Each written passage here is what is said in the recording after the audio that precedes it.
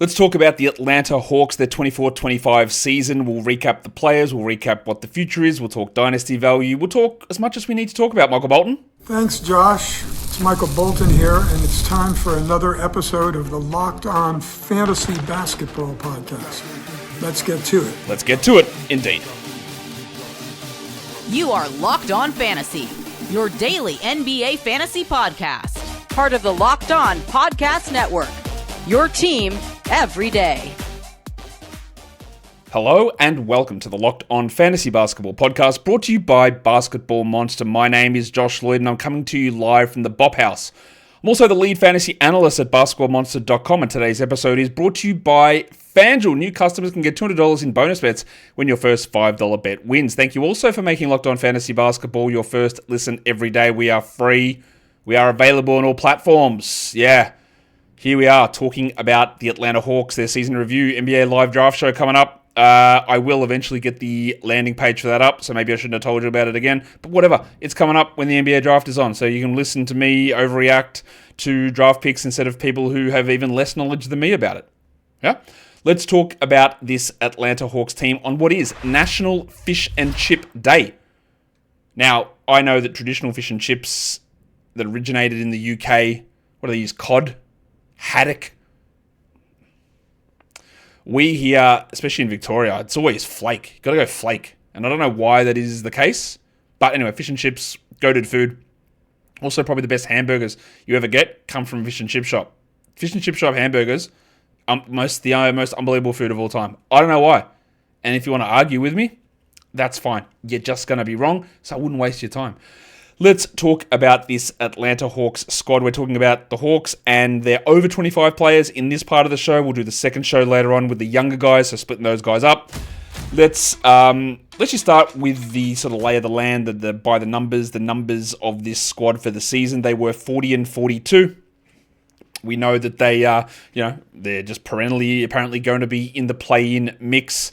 They don't have their first-round draft pick, but they do have a first-round draft pick, or actually have two first-round draft picks. They have the Kings' first-round draft pick, a pick number 13, which is from the Kevin Huerter deal, and they've got pick number 22, which is the Lakers' first-round draft pick, which comes from the Pelicans as part of the DeJounte Murray deal, which they got from the Anthony Davis deal, I believe. So yeah, pick 13, pick 22, so the Hawks do have two first-round selections, neither of them being their own draft pick.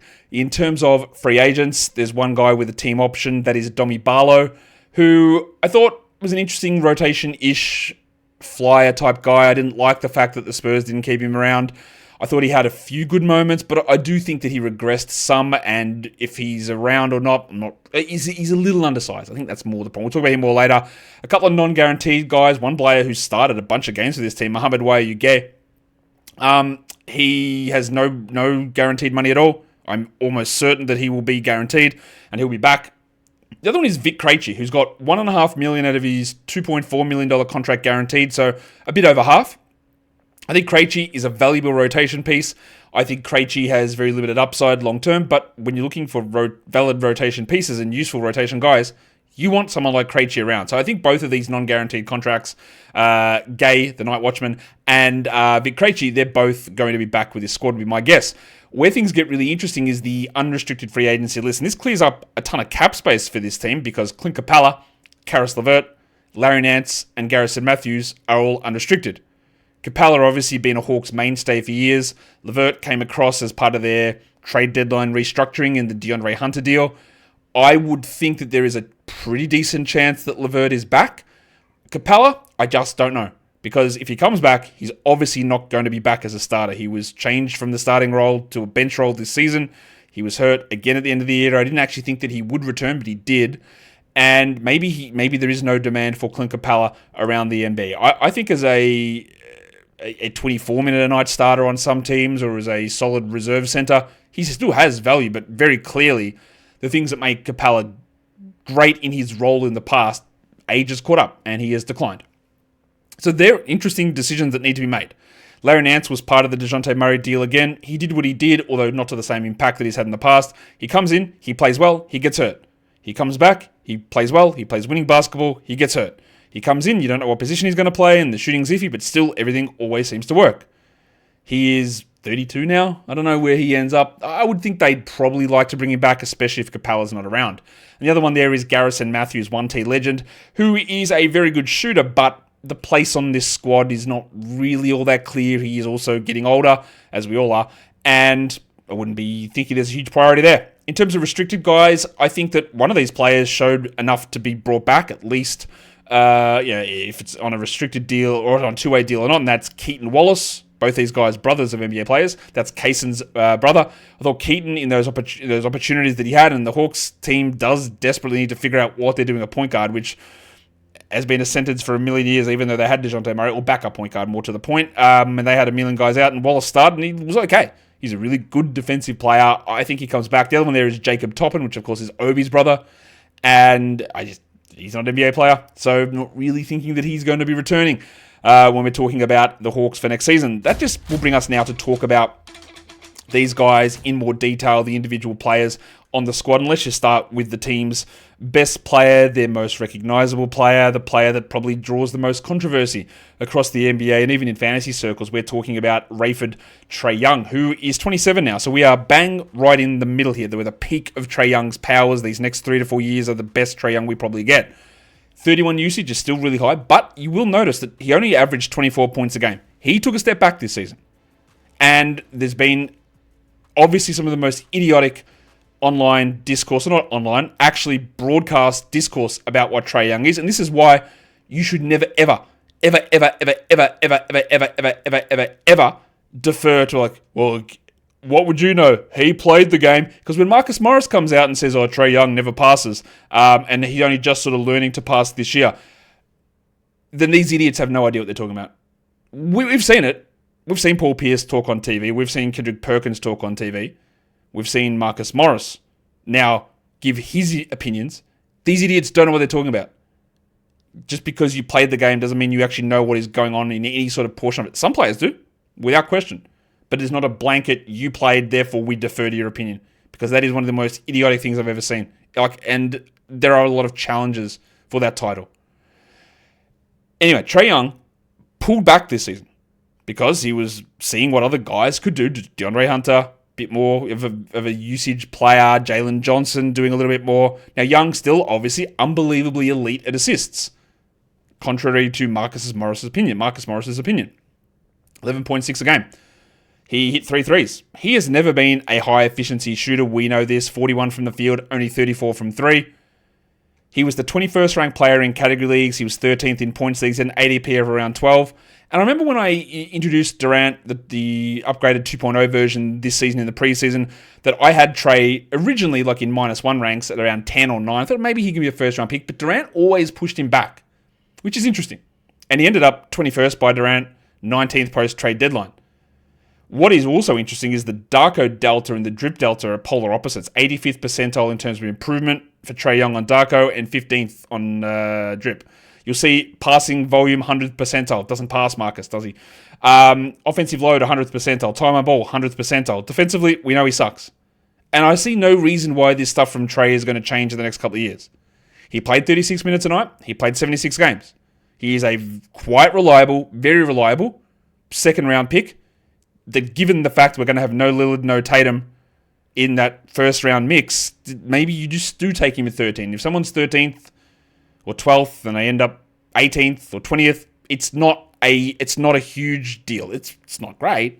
And what you'd really love him to do is to come out and give you 45 from the field, or to give you 3.5 threes instead of 2.9 and make it 26 and 12, which then makes him the 12th best player. It's not actually hard to get there. So the idea is Trae Young, from some idiots, is a selfish ball hog. 30 usage is high, clearly, but he pulled back.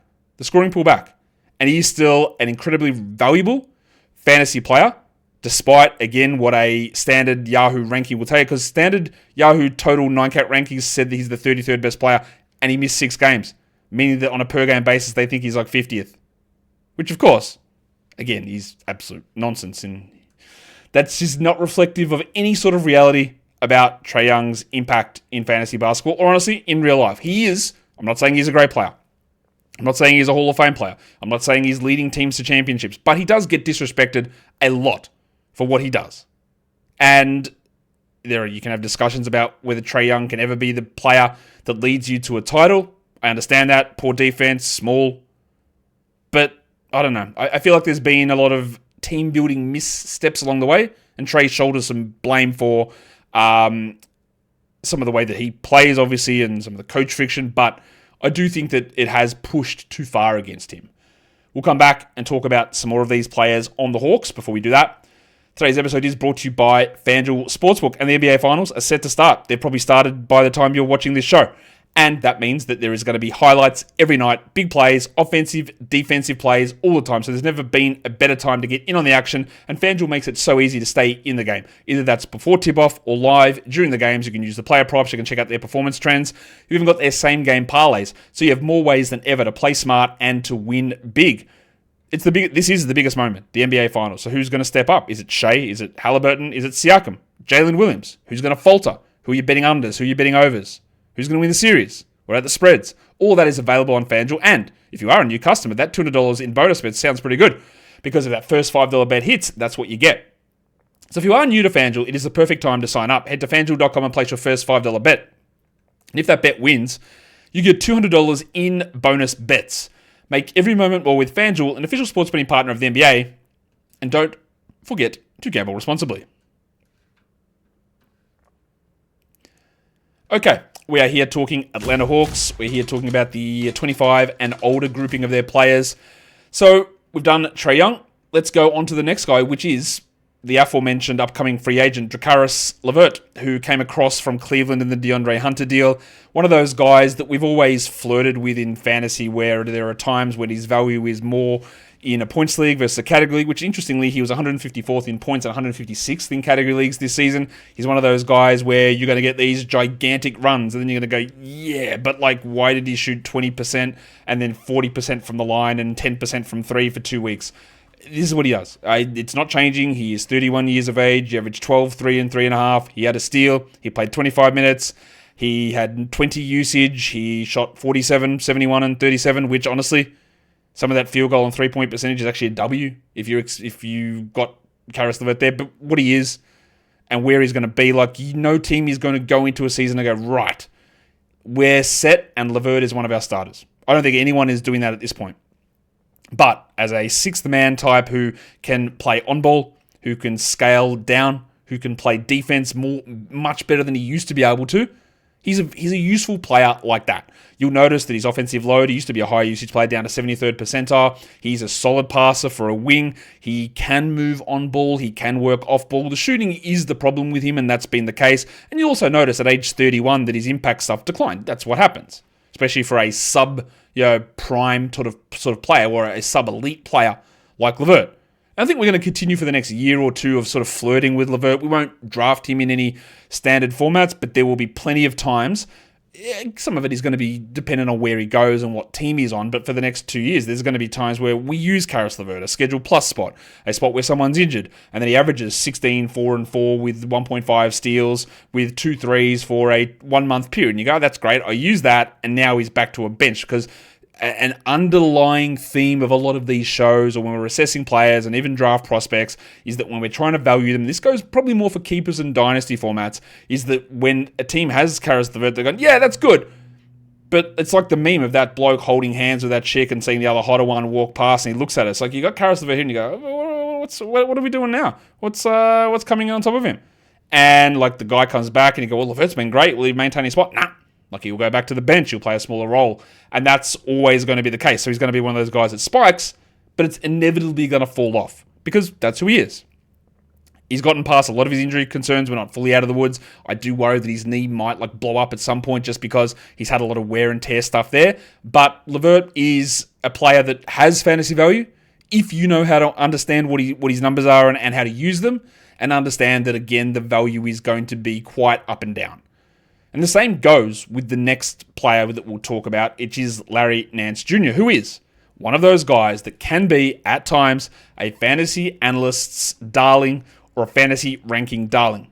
Because what does Larry Nance do? No turnovers. What does Larry Nance do? High steals, high field goals. And those things translate into really strong numbers. Now, Nance has always been this incredibly high impact player. He comes on, he's undersized, he defends well, he spaces the floor, he passes, and his teams are better when he's on the court. That wasn't as much the case this season. That did drop off. And he's 32 with a million knee injuries. These are not super surprising things, I don't think. So you see him there with that delta of third percentile in Darko because there was a pretty sizable drop off. He is a low usage player. He's still incredible as a big man in terms of deflections and steals. His rim contesting numbers have never been strong. He didn't do much post-trade deadline. He had another knee injury, a fractured kneecap, I think it was. And Nance is still a very useful player to have on a team because he's one of the best, one of the GOAT teammates. Just an unbelievable S-tier. Is that what the thing? S-tier teammate. But his impact in basketball games is not there anymore. 8.5 and 4, half a block, 0.8 steals. That still made him the 170th best player in categories. 233rd in points leagues. And again, if you look at a straight 9-cat number, it'll be higher than 170th. But this is who he is. And there were times in the past where if Larry Nance played 25 minutes, category league people would want to get onto him. Now, there was always an overrating of, let's say, he's the 40th best player. No, he never was that. But he was always useful enough. Getting you a steal, getting 60% shooting, getting 7 rebounds and 3.5 assists. All that sort of stuff had value. But it's not that anymore.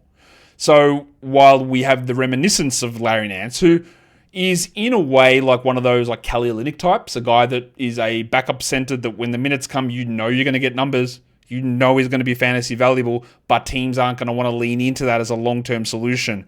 And we're now on the real downturn part of Nance, and knee injuries have killed him, obviously, and all the other injuries that he's suffered and have probably slowed down some of the impact. But that guy that we had as that unbelievable closer for the New Orleans Pelicans 2 years ago, I don't think that it really exists anywhere near that level anymore, which makes sense because you're not an elite player, but someone who was incredibly good at making good decisions in basketball. And he's a player that we don't really comp many draft prospects to, but the guys, like just to transition this into draft stuff, like Colin Murray-Boyles, for example. I'm not saying they're the same player, but if Colin Murray-Boyles has a Larry Nance type career, I think that's a W, right? Larry Nance was an incredibly impactful guy who was able to be a player that created wins for his team without being this flashy guy, without being like, he's actually turned into a pretty good shooter as well, like 45% from three. Don't really believe that, but 1.5 threes in 19 minutes is really good. But he had to work at it.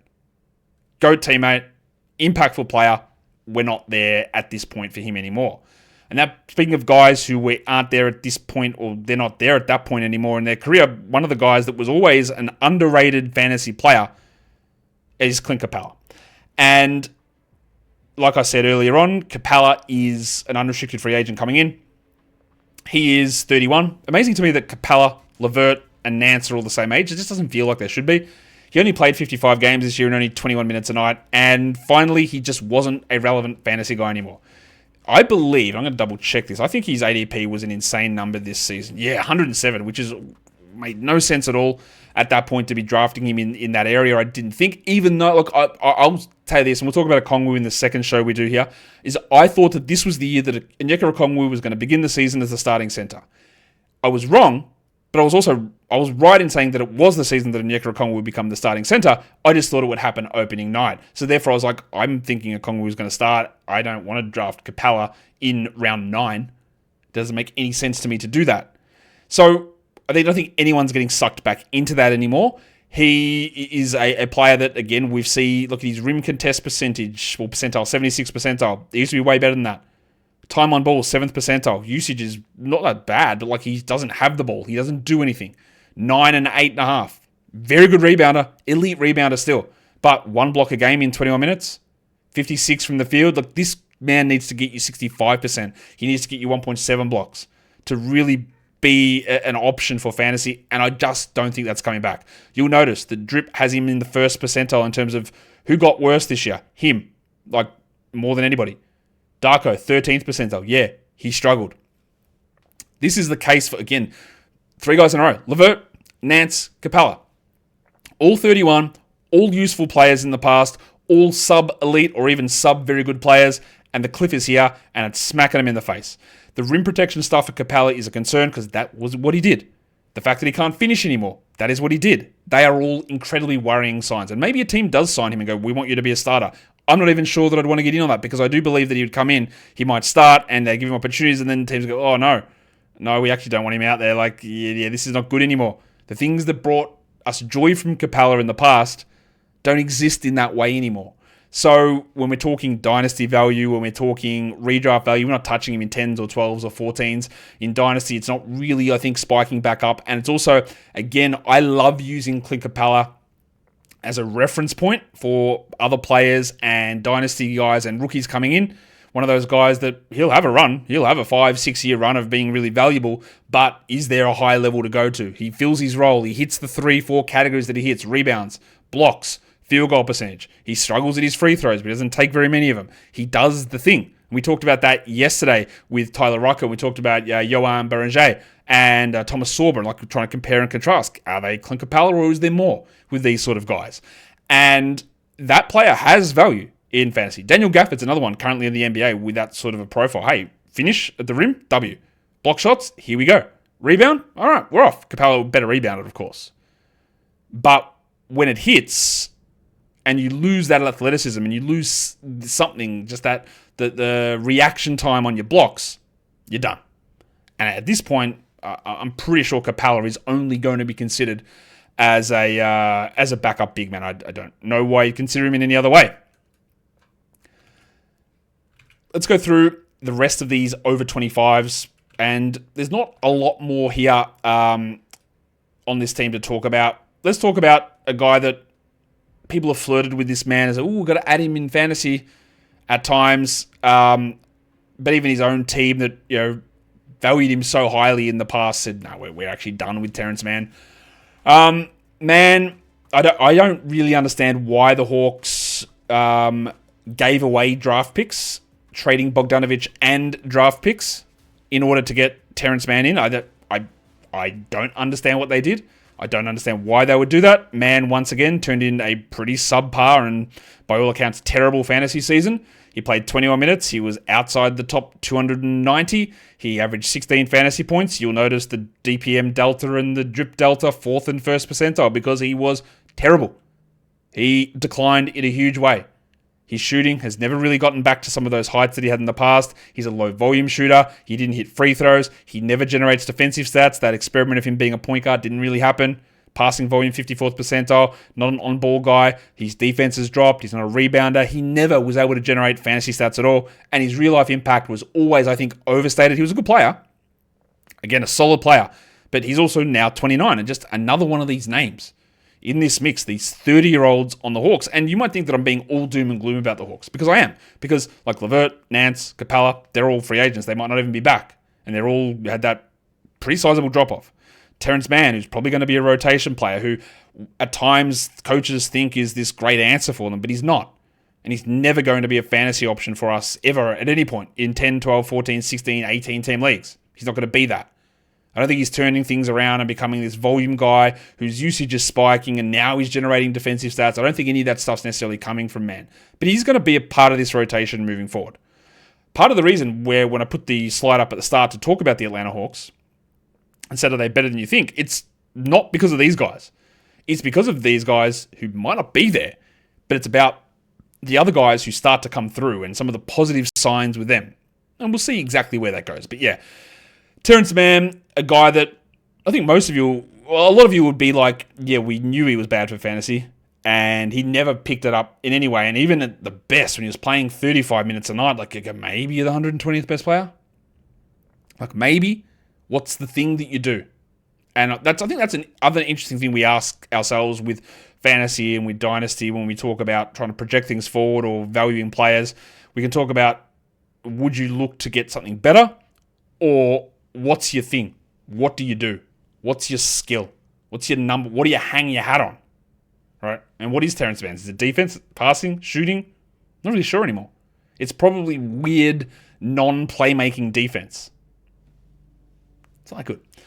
Let's talk about a two-way guy. Keaton Wallace, Kayson's brother, who, again, didn't play a huge amount on a two-way contract, but when he was called upon, I thought he handled himself. He was a guy that when I was watching him at Summer League this season, I was like, who's this guy? a little bit older, and because he popped, which he should at age 25, playing in Summer League. He should have looked good, and he did. And he wasn't signed at that point. He was on their Summer League team, and then he signed basically after game 1 because he looked really good. He shot 33% from 3 in his 16 minutes a game across 31 games. You'll notice that his deflection numbers, much like his brother, 84th percentile. He was actually on ball a lot, which is not his normal role. 87th percentile on ball, 17 usage, 5 points with 2.6 assists in 16 minutes. Like, passed well, defended well. There's something there with Keaton Wallace. And like we said, the backup point guard. Is it Caris LeVert? He's not really a point guard. Is it Kobe Buffkin, who we're going to talk about in the next show at length? Who knows? Because we just haven't seen him play. Do they take a point guard at pick 13, a backup point guard? Jeremiah Fears, Yegor Demon, Kasparis Yakuchonis, Nolan Traore.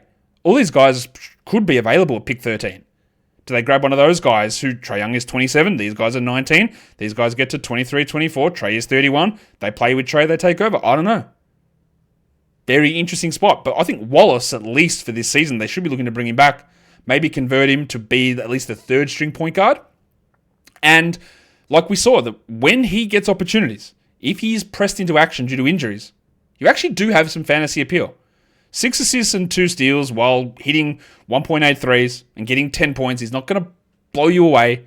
It's not unbelievably exciting. But there was something with, and some of these guys like Jacob Toppin, we're going to go, absolutely not. No, not an NBA player. Keaton Wallace? Yeah, I think he is. George Niang came across in the DeAndre Hunter deal, and there were times this season when he started for the Hawks, and the minivan is just one of those guys, again, that will wow you and have, 21.6 threes. Holy shit, we need to be all about George Niang. And then you can see that he played 79 games and was ranked 329th, averaging under 17 fantasy points. He had 10 points. He had 2 threes, and that's like an okay start, but bro, what else? He's a very good shooter, 41% from 3. He's turned himself into a really valuable player, but also 32. He's 32. And when your starting power forward is young and probably a future All-Star, when your number 1 overall pick is a 3/4, and then you had another guy starting at the 4 with Mohamed Gay, I don't really know when Niang makes sense there.